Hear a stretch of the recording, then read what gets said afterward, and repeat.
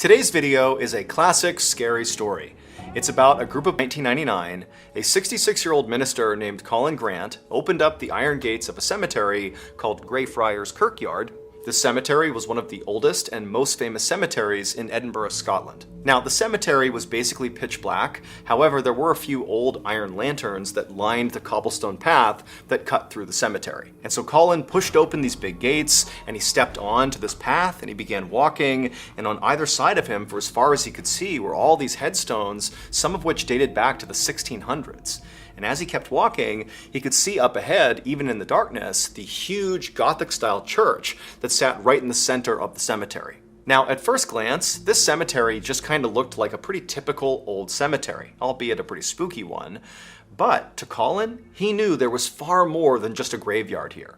Deep underground in this cemetery, below where all the people have been buried at their headstones, was basically another cemetery. There was like this mass burial pit that the cemetery had been built on top of.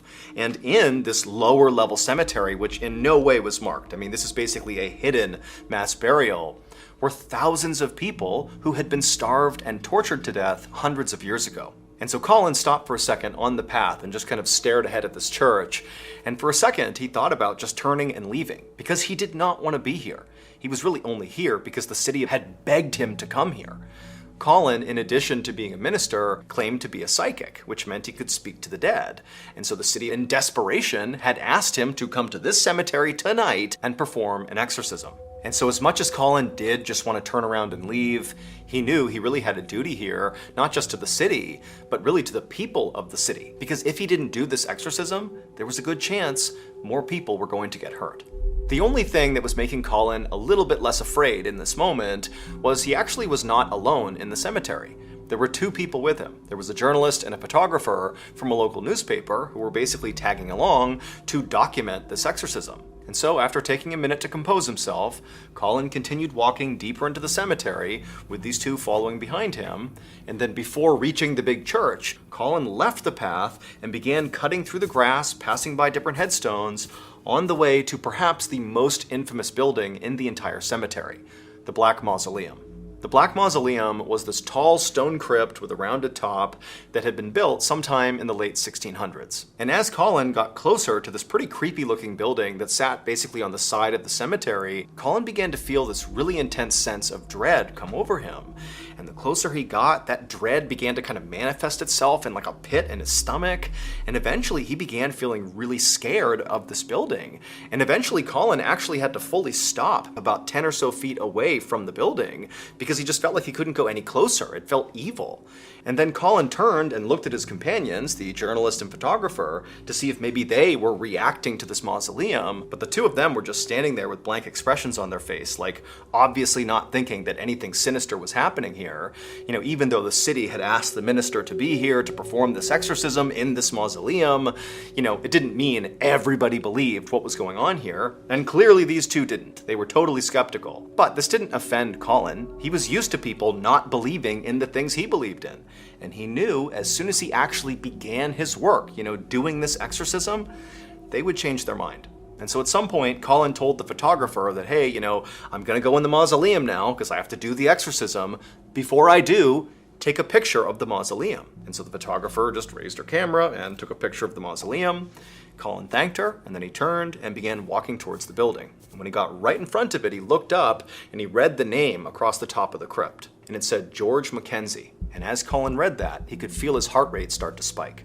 So back in the late 1600s, George Mackenzie was a Scottish lord who worked for the King of England, enforcing the king's religious laws. But at the time, these laws were very unpopular. And there was one group called the Covenanters who hated these laws so much that they actually mounted a full-scale rebellion in 1679. But their rebellion failed miserably, and this is when George Mackenzie came in. He captured over 1,000 Covenanters, and he marched them all into this huge field, which would later become the Greyfriars Kirkyard Cemetery, but at the time it was just a big open field.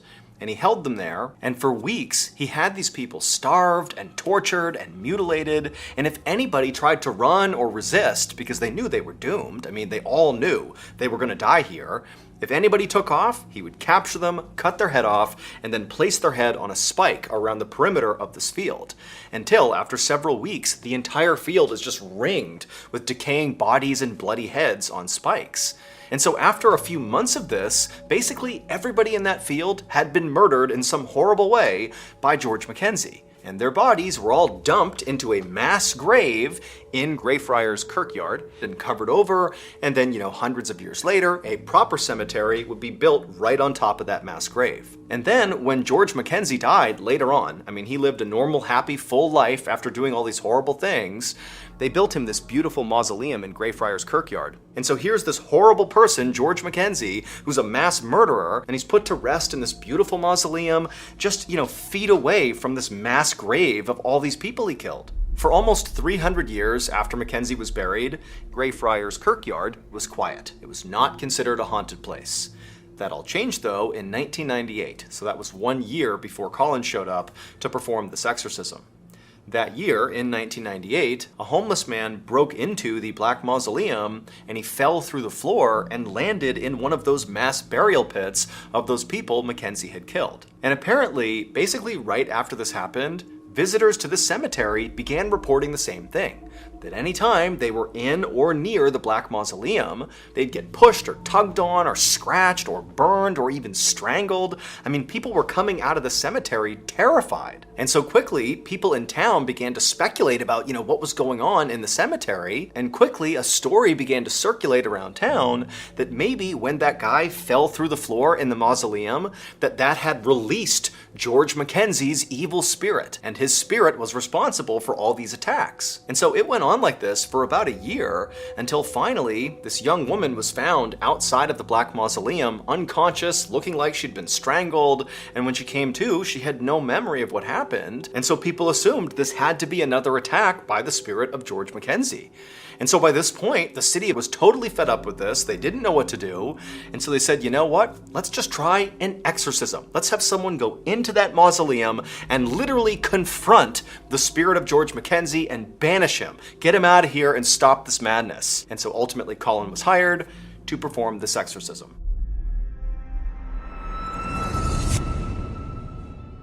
Thank you to BetterHelp for sponsoring today's video. As a kid, whenever I had something on my mind, I would just go talk to my parents or my siblings about it. It was normal. You just talked about your feelings.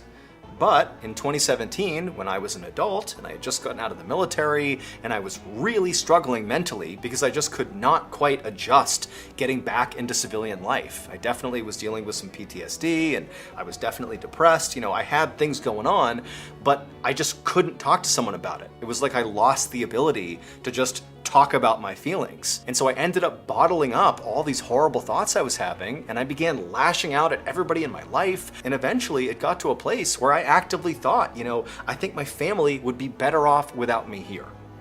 But luckily, my family would intervene because they saw me totally spiraling, and they encouraged me to go seek out professional help, and I'm glad I did because I really think that actually saved my life. Now, while therapy is not a one-size-fits-all solution, I believe it really is a great starting point for anybody who's struggling.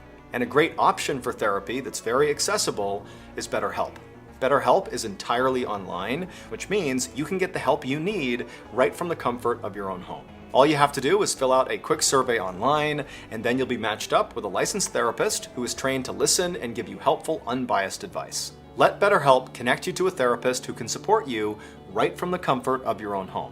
Visit betterhelp.com/MrBallin or select Mr. Ballin during sign up and enjoy a special discount on your first month. As Colin stood there, reading the name George Mackenzie and mentally preparing himself to go inside of this horrible place, he realized he just couldn't do it. This was too much. And so Colin is just standing there feeling totally stressed out. He's embarrassed. He feels like a coward. He has no idea what he's going to say to the photographer and journalist who've literally come out here to document what he's going to do, and now he's not going to do it. But as Colin turned around to basically blurt out this really embarrassing news that, hey guys, we got to leave, he realized he actually knew something else he could do that in many ways might actually be better than going into this mausoleum and doing an exorcism. And so without saying anything, Colin just turned and began speed walking over to this big field that was not too far away from the Black Mausoleum. And when he got there, he just began chanting prayers and walking in circles, flicking holy water, didn't explain anything he was doing to the journalist and the photographer who'd followed him over there and are just watching him like, what's going on here? They got no idea. He's not clarifying. And for hours, this is what he did. He just kind of paced in this field, just kind of doing what looked like stereotypical, exorcism type behavior. And that's what the journalist and the photographer assumed he was doing. And so as Colin did whatever he was doing in this field, the photographer, whose name was Susan Burrell, just began doing her job, again, thinking that he was doing the exorcism. And so she just started taking pictures of him. And then finally, around 2 a.m., so again, this has been hours of Colin doing this thing he's doing, Colin just abruptly stops and walks over to Susan and the journalist, and Colin looks horrible. He's totally haggard, his hair's all disheveled, he's sweating, he's pale, and his head is down, and he says to the two women, "I failed." He explained to them that his original intention was to go into the Black Mausoleum and confront George Mackenzie's spirit head on and banish him from the cemetery. However, he had had a change of heart at the door and decided to go this other route, which was to go to this big open field in the middle of the cemetery and attempt to free the spirits of all those Covenanters who had been tortured and killed by George Mackenzie. Colin's thinking was, if I can free all of these poor tortured souls, that maybe once they're gone, George Mackenzie's spirit will also go away. And while, according to Colin, he was able to free, 200 some odd trapped souls, he said there were many more that still needed to be freed, and he just didn't have the strength. Like, he couldn't do this right now. And so he said, I have to rest and do this at another time. Now, the journalist and the photographer were totally over this and did not care at all. It's 2 a.m., they don't really understand what he was doing, they don't really know if this was the exorcism or if it was something else, but to them, they're like, okay, fine, we'll get out of here, it's late, it's not a big deal. And so the three of them, they began walking out of the cemetery, and right when they got in front of the church, so basically between where the Black Mausoleum was and where that field was, where Colin had been for the past several hours, Colin abruptly stopped, and he told the journalist and the photographer that actually, you know what? He had a little strength left, and he felt like it was his duty to try this again, because he knew he could free more souls, and so he was going to give it another go. And so the journalist and the photographer are like, okay. And so Colin, he gets out his Bible and he begins kind of doing the same thing he was doing out in the field, walking around, chanting Bible verses, spraying holy water all around. And then at some point, for reasons he did not explain to either Susan or the journalist, he pulled out 12 candles from his backpack that he had brought along, and he put them in a circle on the ground right in front of this church. It also encompassed this big Celtic cross that was on the ground. And Colin was inside of this circle, and he lit all these candles, and the whole time again, he's chanting out these Bible verses, and he stands up, and right after all the candles have been lit, suddenly Susan and the journalist noticed that the candles begin to flicker. And it's not windy at all inside the cemetery. Like, they shouldn't be flickering. And at the same time, Colin seemed to sense that something was happening around him, and he turned his whole body, his whole presence, and he looked over at the Black Mausoleum and began chanting these Bible verses louder and louder, like he was aiming them at the Black Mausoleum. And as he was doing this, the candles were flickering more and more and more, and at some point Colin actually picked up one of these candles and kind of held it out at the Black Mausoleum. And so at this point, the journalist and the photographer, Susan, they're sensing that something weird is happening here. Like, this is spooky what they're seeing. Like, why are the candles flickering? What's going on with Colin? Like, what's happening here? And for a minute, the two of them kind of abandoned their actual job, which is to document what they're seeing, and they just stood there kind of witnessing this totally bizarre event. But then Susan sort of broke out of it, she lifted up her camera, and right as Colin is passionately chanting out these verses, she takes a picture of him, and the second she does, the flash lights up the cemetery, and then after the flash goes away, Colin, it was like the light went out on him, and he just crumpled to the ground. And so the journalist immediately ran over to Colin to see if he was okay, and Colin, who's like barely conscious at this point, he just kept repeating, "This is going to kill me, this is going to kill me." And so Susan was about to run over and join her colleague and make sure Colin was okay, but before she did, she glanced down at her camera to see the picture she had taken of Colin right before he collapsed. And as she glanced at it, she couldn't believe what she was looking at. At first she thought, maybe this is some trick of the light, like this can't be right. But then she zoomed in on the photo, and when she looked closely, she screamed. Here's the photograph that Susan took. As you can see, Colin the minister is standing there with the candle outstretched, and behind him is the big church, and on the church, on the left side, there are windows. Now, this church was locked up. Nobody was inside the church at the time. But you can clearly see in the left window, there is a figure in that window looking out at Colin. Now, of course, this is not evidence enough to make everybody believe that, oh, that must be George Mackenzie's spirit staring out at Colin. He's the reason Colin collapsed. But I'll tell you, this photograph is not the end of the story. Remember, after Colin collapsed to the ground, after this photo was taken, the journalist ran over, and all Colin kept saying was, "This is gonna kill me, this is gonna kill me." Well, it would turn out he'd be right. Not long after this failed exorcism, Colin would die inexplicably. His death would come as a total shock to his friends and family. No one has ever been able to debunk the photo that Susan took that showed that dark figure in the window of the church, meaning nobody knows what that was. The church really was supposed to be empty and locked, and so how is there somebody or something in the window? Nobody knows. A lot of people think that could be the evil spirit of George Mackenzie, striking Colin down, and Susan managed to capture it on film. But, it's up to you if you believe that or not. But I will say, to this day, people go into that cemetery and come out with scratch marks on them and, claiming they were pushed or pulled or strangled. And so that cemetery is considered to be one of the most haunted places in the world. And George Mackenzie's spirit, who supposedly haunts it, is considered to be one of the most dangerous poltergeists in the world as well. Before I became a professional, strange, dark, and mysterious storyteller, I served in the military. And during my time in the military, I had some pretty wild experiences. But what I remember most about my time in service was not my own stories, but rather the stories I heard from other service members. Keep in mind, service members are sent to some of the most isolated and treacherous places in the world that very few people go to. And so some of the stories that come out of those places are totally creepy and weird. And even more than that, a lot of these stories sort of stay in-house. They stay in the military just because it's kind of a cultural thing. People don't necessarily want to go out and tell the world about the totally unsettling and inexplicable thing they saw while they were deployed. It's like people might think they were crazy.